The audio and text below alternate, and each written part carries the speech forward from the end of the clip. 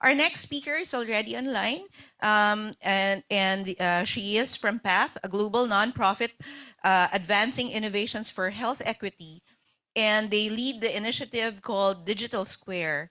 Our speaker will talk on digital health total cost of ownership. Please welcome the Director of Market Analytics and Insights of Path, Tara Herrick. A round of applause, please. Welcome, Tara. Thank you so much. Thank you so much for that introduction. My name is Tara Herrick, and I'm the Director of Market Analytics and Insights for Path and Digital Square. And today I'll be telling you about the new total cost of ownership tool. We call it a TCO tool that we recently generated that will be launched in the public domain for free later this year. So the TCO tool is designed to help country-level stakeholders develop more realistic budgets for developing, deploying, and operating digital health interventions. It provides estimates for the cost over a 5-year period to demonstrate the costs for the full life cycle of the intervention. In addition, it allows users to change inputs in the model to understand key drivers of cost. I'll share a few of our learnings later in the presentation. Our review of digital health budgets has found that operations costs are often missing and include recurrent or refresher training, help desk support, equipment replacement costs, project management, monitoring and evaluating, as well as other factors. The scope of the tool is focused on low digital health maturity countries, and Path and Digital Square have actually created a model to understand the digital health maturity for all countries around the world. It is an extension of the GDHI model that was just described previously. And the model focuses on political and regulatory environment, infrastructure, as well as digital context and skills. And you can view this model on our website, which will be displayed at the end of the presentation. The tool is designed to be used for a variety of different digital health interventions, including those that target a large number of end users. For example, digital health interventions that target community healthcare workers, as well as those that target a smaller number of end users. For example, an intervention that may be used by a national government stakeholder. Our approach to generating the tool was focused on reviewing existing total cost of ownership tools, such as the Demagi or ComCare TCO.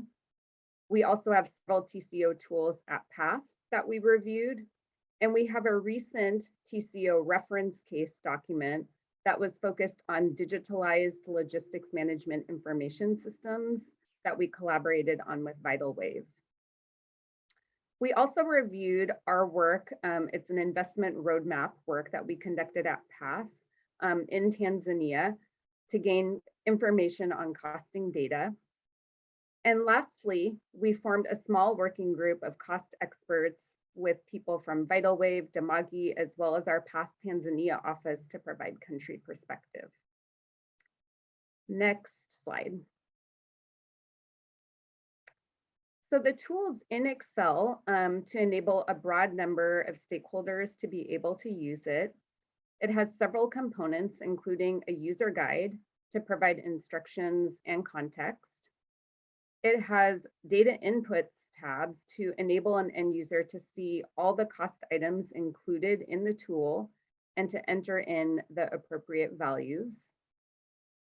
In addition, it has a benchmarking tab, and this provides context on how the costs entered by the end user would compare to costs for other digital health interventions focused on low digital health maturity markets.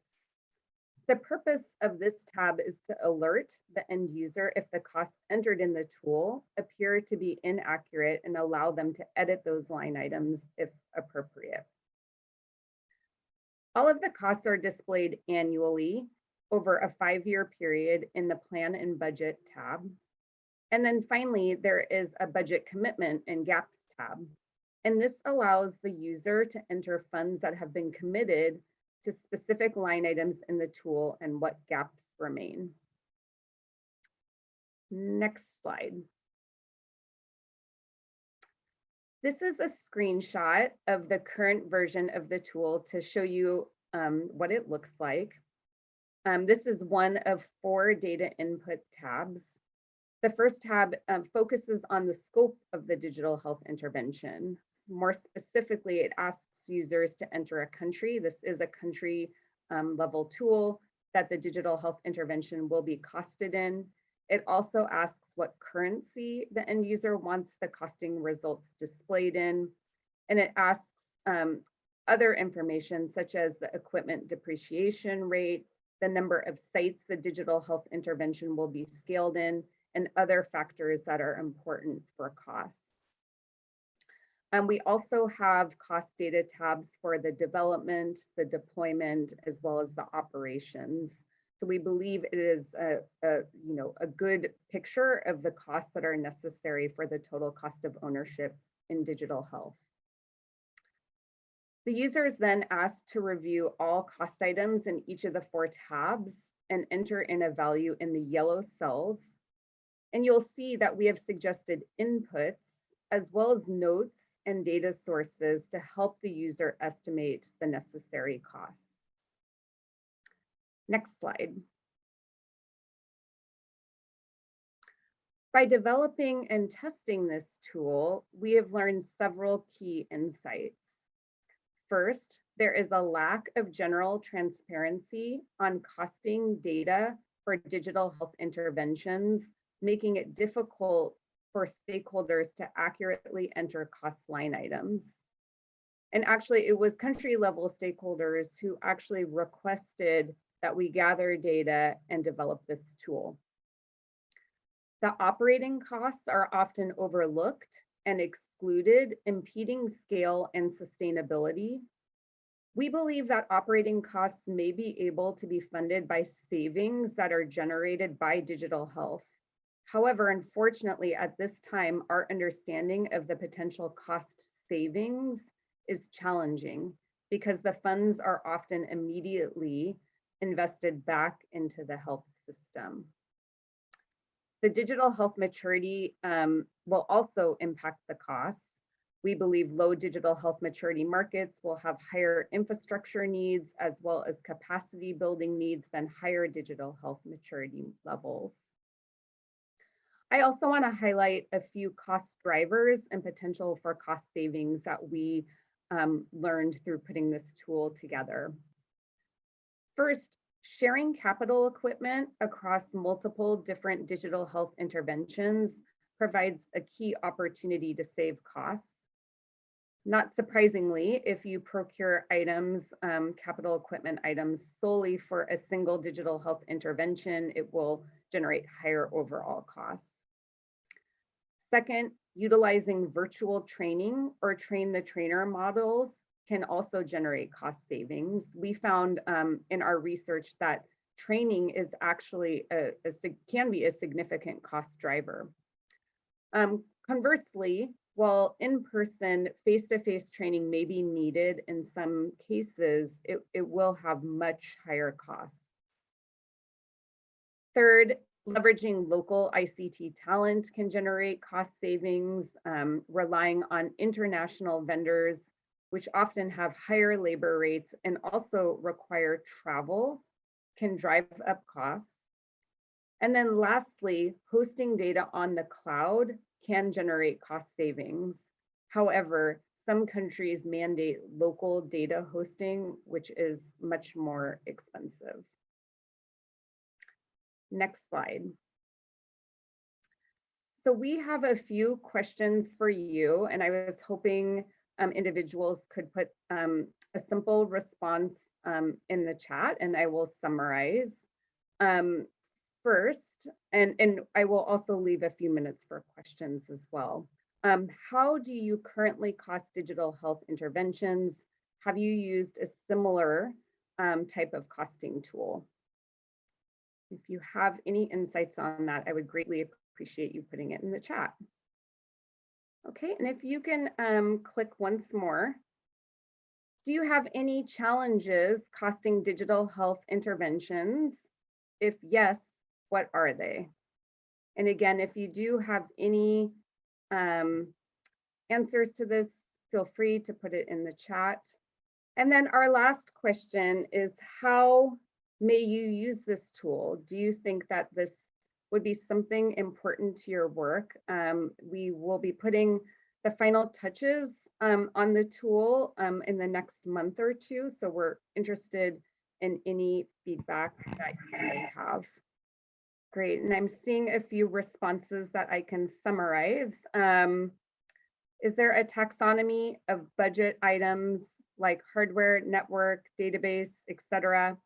Alvin, that's a great question. And we do hope that this provides a relatively comprehensive list of the types of inputs that you may need. Of course, it will depend on the intervention. So we do hope that this is moving toward a taxonomy. I see someone saying that they have not used a costing tool in their hospital. That's consistent with what we've been hearing, and that's why we've generated the tool.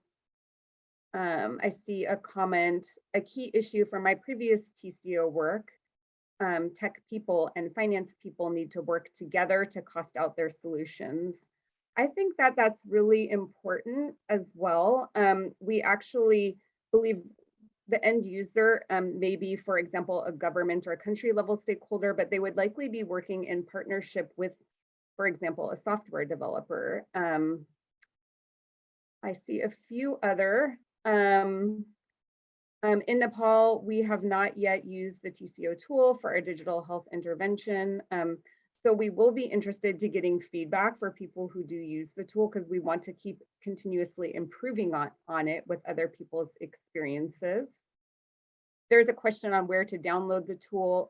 I'll be providing a comment on that in a moment. It's not yet on our website, but it will be by the end of the year, and it will be free to download in Excel. And I see a comment that it's very difficult because there's no standards for costing. And I do see one person that used, it looks like a tool for Gavi. I see a comment, tools would be great. So thank you all so much for these comments. It's really helpful, and I'm going to save this chat history to help as we move forward in finalizing the tool. With that, if there's any other questions, I'm happy to answer them. I see some people have put some in the chat already, but happy to answer any other questions before you move to the next agenda item. Tara, this is Jay from AHIN Gownie Committee. I have a question, especially since there are multiple ministries of health represented here with us. So we do have Lao PDR, Dr. Chancellor from MOH Lao PDR, and then they are involved with the development of National Digital Health Strategy, and then also the costed plan. And then we also have Sri Lanka, who is developing the National Digital Health Blueprint. So they might have some remarks and questions. And then this is a very helpful tool for us. Thank you. Thanks for joining us. Over to you, Dr. Chancellor. Thank you, Zichai. Because we are just now completed the draft of the digital health strategy. So we actually, the tool should be very useful for us to how we can to implement this national digital health strategy, because we don't have any tool yet, but just based on the experience that we have done in the past, even though we are not starting the costing the strategy yet, but we are on the process of doing. I think that the tool will be very useful for us, for our country to further develop. And this is when we convince different partners and also government to put the budget, to allocate budget to our strategy. If we have really good tool to put in to budget the strategy. So thank you. Thanks, Tara. I think the next question goes to the Ministry of Health, Sri Lanka. Do you think the tool that which you mentioned, the Excel or spreadsheet tool, which will be available on the website, is ready to be used by the Ministries of Health? Or is there any support that is available from you and team? I'm giving the mic to Dr. Palita. He's from the Ministry of Health, Sri Lanka. Thank you Hi, so much. Hi. Thank you very much. Actually, I have seen this tool before. I think I thank you very much for this tool. Because it's very useful probably at the development stage or project planning stage. Probably in the project planning stage, we might miss some of these components about the costing. So in that perspective, I think it's very useful for us also. And we are now almost completed the digital health blueprint version 1 and will be completing the final version by December. So there are few interventions being planned. So hopefully we can use this. Thank you. Thank you, Dr. Palita. Next, we move on to the Ministry of Health Malaysia. Dr. Fazila, she is also the AHIN board member. She's from the Ministry of Health Malaysia. She has a question. Thank you, Tara. Yes, I think we are very excited. We hope to use this tool. The question is always whenever we request from budget, the Ministry of Finance will always ask, what is the return of investment? What is your ROI and what is your TCO? And as people from the medical background, we don't know how to answer that. So if we have a tool that will help us in this, will be good. And also lately in Malaysia, for any IT intervention that is above 50 million Malaysian ringgit will have to go through a value lab where all the detailed costing is done to come up with the cost of the project and also what will the operational costing will look like. So that is something new that we have started. But of course, by the time the project takes off, it is usually 2 or 3 years later. So I think we must also take into account inflation rate and also resource and so forth. So we're looking forward for your tool. Thank you, Dr. Fazila. Has anyone else has any questions or we are run out of time? Hoshia. Thank you.